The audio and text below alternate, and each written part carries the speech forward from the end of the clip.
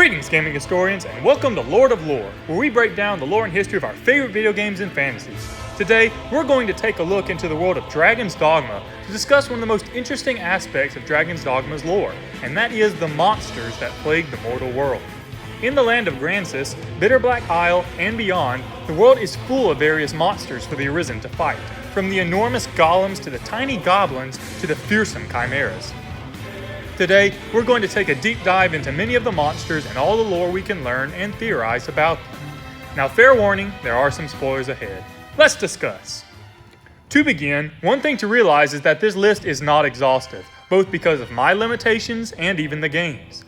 As dialogue makes clear, the Arisen only fights a small portion of monsters of the world in the first game, with many other monsters living in the mountains and frontier outside of Gransys. But where do these monsters come from? According to dialogue from pawns and certain NPCs, while the world is already full of monsters, they normally keep to themselves atop the mountains, in caves, or in the frontier. But whenever a dragon attacks a land, all these monsters begin pouring into the civilized world to wreak havoc.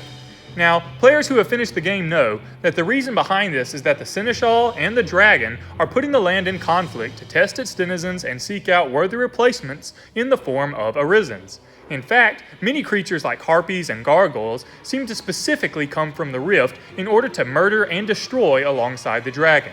However, what about some of the other races? Are they just constructs of the Seneschal, or do they have their own relationship with the rest of the mortal world?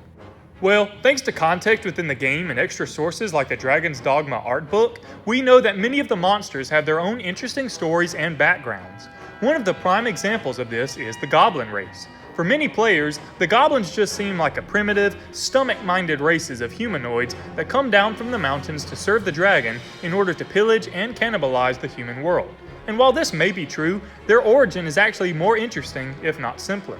According to the art book, goblins are actually the result of twisted rituals involving trees and blood, and the horns protruding from their skin are not keratin, but in fact roots. Because of this, we can theorize that Salvation or other similar cults hide among the mountains and foreign lands, helping to build an army for the dragons in preparation for their return. Other creatures like golems, skeletons, and wraiths also likely have a cultish origin, as they are obviously the result of magical experiments as opposed to natural creatures. However, what about some of the darker, more mysterious monsters? While the Undead may seem simply another construct of cultish magic, their ability to appear anywhere at night, at least when the dragon attacks, and creepy dialogue that suggests they retain some memory from their lives indicate that there are other forces in play. According to pawn dialogue, the reason the dead are buried in the catacombs is because of the ancient religion preceding the Maker, to bury the dead alongside the old god of Earth. Could it be that some ancient ritual magic is needed to tether the soul or body to death, a magic that can be disrupted by cults and dragon influence? We know that the old gods were real, at least at one point, and had great powers, as the ogres of Dragon's Dogma were once a race of giants cursed by the old gods.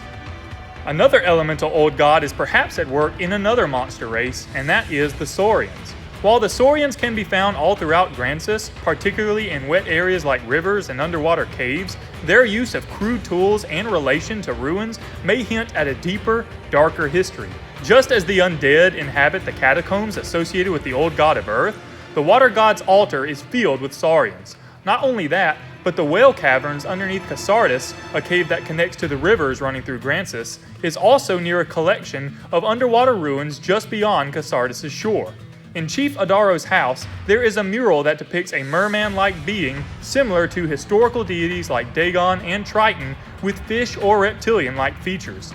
Could the Saurians be the cursed descendants of a people or race connected to this oceanic religion? However, many of these monsters will remain a mystery. Evil eyes are the fossilized eyes of slain or wounded dragons, capable of casting spells and opening portals to the rift. But do they retain the mind and goals of the original dragon? What are the dark, corrupted monsters of Bitter Black Isle? Did Daemon attract monsters from unknown regions of the world, or does he have the power to further enhance or construct these beasts with the power given to him by the dragon's bargain? What of the Cyclops, the Chimeras, and the Cockatrices, whose magical powers hint that they are far more than natural monsters? Until new content is released, much of this lore will remain, in theory, a mystery. And that about does it for today's video. Monster fights, particularly giant monsters that can be climbed with multiple phases, are some of the best parts of Dragon's Dogma's gameplay, but they too have interesting lore to enrich such an awesome game, and I can't wait to see what new monsters and secrets we'll receive in Dragon's Dogma 2. But what do you think? What origins do you think some of the more mysterious monsters have? What new monsters or origins will we fight and learn in the long-awaited sequel? Leave your thoughts in the comment section below, and remember to drop a like and subscribe so my channel can grow. Feel free to comment what you would like to see next, new videos regularly. God bless!